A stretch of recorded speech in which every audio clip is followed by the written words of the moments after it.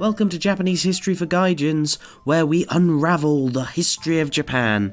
All together, isn't that nice?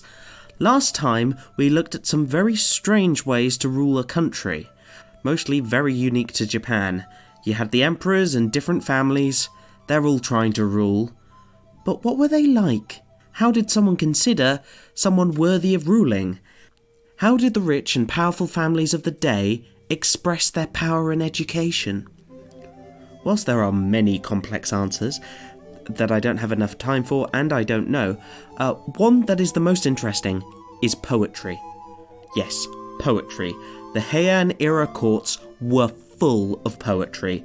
Not only was it just a hobby or something you read in school, how well you could write poetry could affect your job, your family, your social standing, and generally your entire life. Based on poetry. Now English class isn't seeming such a waste of time at all, because what if this comes back? Poetry is a complicated thing just in itself, so we're going to focus on some more specifics of what makes Heian court poetry and what makes it good. So, if you're ever thrown back 1,000 years to Japan with a sudden expert knowledge of medieval Japanese and Chinese, you're not going to become a country bumpkin who can't even write their poetry. Scoff. By the way, this is a subject I have very limited experience in, and most people do. So I'll be trying my best to summarise some arguments by very renowned and good scholars, so I apologise if I'm not really conveying their message that well. The work of these writers isn't exactly light reading. The main article I used for this episode to research poetry is by Dr. Wiebke Denneker, who is the Professor of East Asian Literature at the University of Boston. She is extremely clever and has a master's from her native Germany and a PhD from Harvard University. Just to be clear, if I get any of the arguments wrong, please blame me, because academic articles are hard, and Japanese poetry even more so. I will link the article in the description of this podcast so you can read it yourself and then comment how bad I understood any of the arguments involved. First of all, I'm pretty sure if any of us have heard of Japanese poetry, we've heard of a haiku. These are short poems of 17 syllables, 5, then 7, then 5, and they're usually about nature. This is the most basic Japanese poetry gets in the modern day. Whilst they get longer and shorter going back and use loads of different formats, the main thing that maintains is the focus on nature. It's the beauty of the natural world that is something very ingrained in Japanese society and the language itself. Read any fiction translated directly from Japanese like Haruki Murakami or other modern authors, and there is a unique focus on weather that is usually less so in Western writing. This is not just your high school poetry class looking at pathetic fallacy. No, don't laugh. That's just when weather in a piece of fiction reflects the emotion of a character. It is more special somehow in Japan, slightly because of the focus on Buddhism, where nature is eternal. It is the setting against which the fleeting lives of humans are set against. It's in nature that all the universal truths can be discovered, and therefore they're the most worthy to reflect on. So much so that almost all Japanese poetry of the Heian era are not epic poems, that being big poems that tell stories, which we're used to with like Viking sagas or Beowulf. It is not focused on characters or personalities and their great deeds, it's more on reflecting on a theme or a topic or a sense of nature. Dr. Denneker focused her article on something called topic poetry, one of the more popular styles in Heian poetry. It's generally a way to describe a format of poetry. Essentially everyone follows a specific layout with a certain amount of Chinese characters used, and everything is in couplets. There are so many couplets. A lot of these poems have topic lines that then the rest of the poem is inspired from, thus topic poetry. But where do these topics come from? Well, like a lot of things in Japan at this period, they originally come from China. So much stuff comes from China, it's insane. The focus on emperors, government, and Buddhism, and along with that comes poetry. What is important to remember when studying poetry is that people aren't just looking at flowers and going, I'm going to write about some daffodils.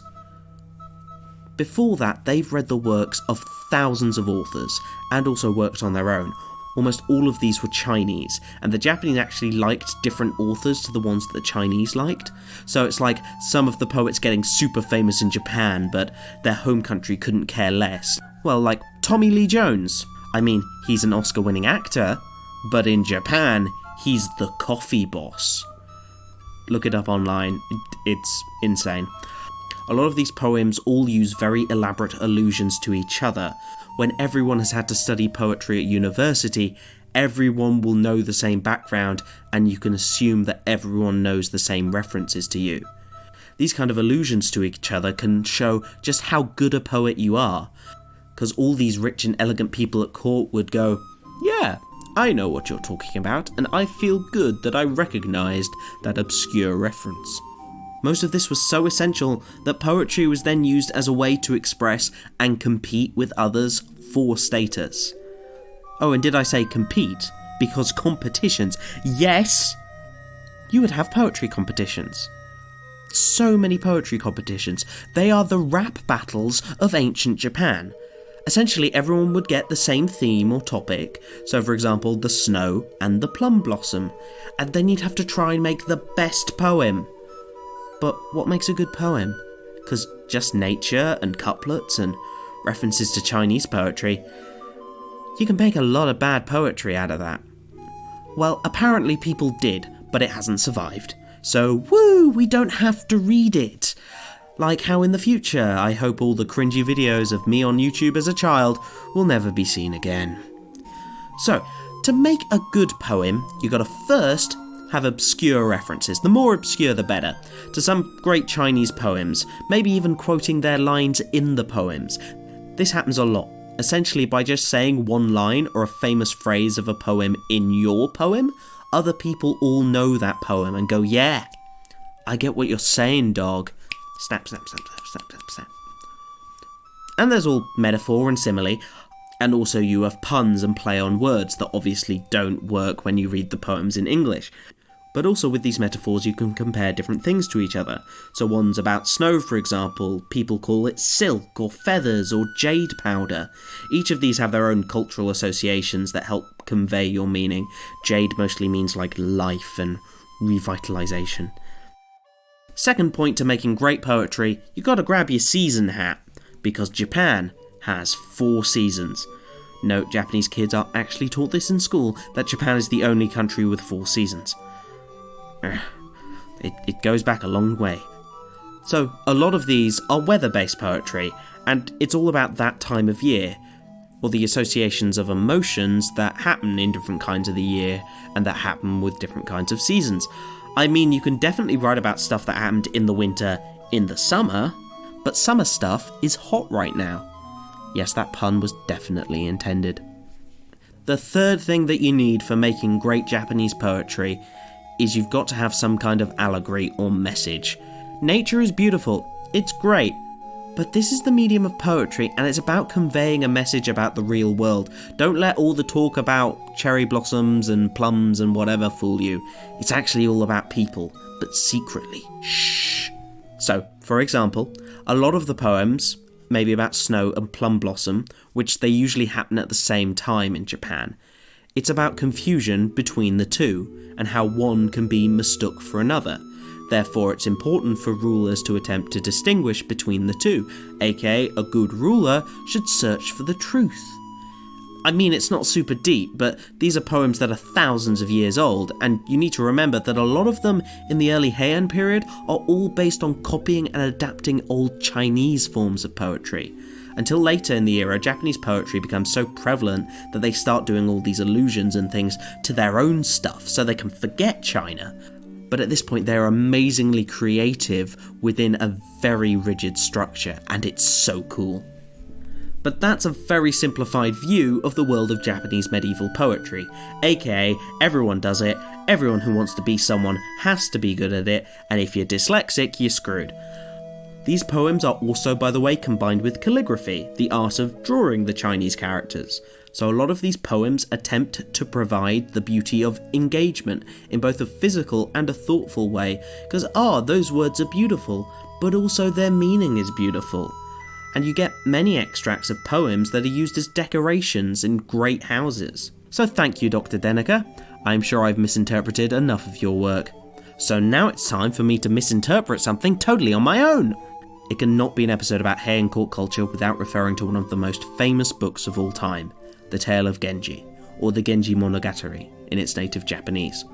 A book widely considered the first novel, and is a romance all about the life of a prince and his amorous life adventures in the Heian court, and then about his son, as spoiler alert, he dies 2/3 the way through the book. So first, the Genji Monogatari. It's written by a woman. I know, shock. Women doing stuff in history? It's almost as if they exist and are people. Anyway, the woman is referred to as Murasaki Shikibu. And I say referred to because both the author and all the characters in the book don't have names. What? You say? How can a book have no named characters? Or the author for that sense? Well, Murasaki Shikibu means Lady Murasaki, or Lady Purple, or Lady Purple Flower. This lady was very likely Fujiwara no Kaoruko. This lady was very likely Fujiwara no Kaoruko, who was a lady-in-waiting for the empress in the early 11th century. Though women weren't usually taught Chinese, because that was the language of government, her father taught her anyway. And most of the important things about Genji is that it's actually not written in Chinese, but in Kana, the now developed Japanese script that only was invented about 100 or years before Genji was written, which makes it amazingly exclusively Japanese. We have the diaries of Murasaki Shikibu, and through that we can see her life at court. She was widowed at a very young age, and from then she was invited to court and spent a lot of time caring for the empress. So, she knows all the goss that's going on, and it's likely that a lot of the work, though fictional, is accurate. Well, at least a romanticised version of some real events, but definitely the setting and all the rigmarole that the characters go through are probably very accurate. It's the original costume drama, only the costume is what everyone is wearing right now. This means this book is an amazing little view window into the values and interests of the imperial court, as this was popular at the time and people read it for fun. That's what it was for. Her nickname essentially comes from a character in the book, and this is where it comes to characters. How does the Tale of Genji have no names? Well, that's because Genji isn't a name. It's a term, and it's used for a disinherited prince. Because Genji is all about a prince who's so great, but his mother dies young so he can't be emperor, and so his father the emperor expels him from the royal family so he can actually do stuff with his life. And then Genji harasses a lot of women. But he's beautiful, so it's okay. Anyway, everyone in the book is referred to by their job titles or some kind of descriptor, because to write or address someone by their name in medieval Japanese, and even to a smaller extent in modern Japan, and extremely insulting to assume I can just call you Brian when I first meet you. Or say, if you met the Queen and went, "Yo Lizzie, what's up?" So, the Emperor in the story is just called the Emperor, the various men are described by their jobs that they hold, and many of the ladies are references to flowers or animals of some kind, or some kind of event that happens around them, like you have the Lady of the Cicada Shell, or the Lady Murasaki, the Murasaki being a purple flower. Murasaki is one of the most important characters in the book, and it's where the author Murasaki likely got her nickname from. This also happens in medieval Japanese written accounts, so it's very difficult to sometimes know who someone's writing about, because the non-fiction court reports will only address people by titles and not by name. So if some titles shuffle around and it's suddenly a new person, if we're missing the part where that person changes, we have no idea that this is a new person. Because everything talking about the Grand Chancellor, if we don't have any idea of them talking about the Grand Chancellor, it can just be mental. because suddenly the Grand Chancellor has been the same for 150 years, and he's got multiple wives and daughters with different names and everything, blah, blah, blah, blah. I don't have enough words to go into how interesting the book is, but maybe in some future episodes. Just to say that poetry plays a huge part in it, and it does the mentioning of just one line or allusion to Chinese poetry to make its educated audience know what's going on. Like you just have some in-jokes or references in any movie or TV show today, though some of it is very fun when you're reading an annotated version going, we don't know what this is a reference to, it's a reference, but who knows. Genji himself in the book is a master poet, and he uses it as part of his way to woo women, a lot of them against their will. I'm about a tenth of the way through the book at the time of recording. This book is over 1,000 pages long, and the character and its portrayals are something really strange to the modern eye, and it's hard to believe he's the protagonist, even if the first part I'm reading is his misspent youth. So, for example, the love of his life is Murasaki. When he first meets her, he is 18 and she is 10. Not okay.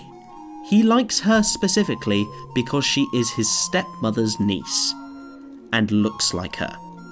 A lady that he has also slept with, possibly against her will. So he goes to the 10-year-old girl's grandmother, because the girl's mother is dead, and goes, I want her. And everyone is like, dude, like, no, she's so young. So even for like Heian Japan 1,000 years ago, people are like, dude, the hell are you doing? However, everyone else is also like, well, you are the embodiment of a god on Earth, so I can't actually, like, refuse you. But, dude, rethink this, seriously. Just anything. He's like, it's okay, guys, it's okay. It's not that weird. I just want to be her surrogate dad until she's old enough to marry. And once again, people are like, I'm sorry. Will you say that again, please? Please. What is going on in your brain?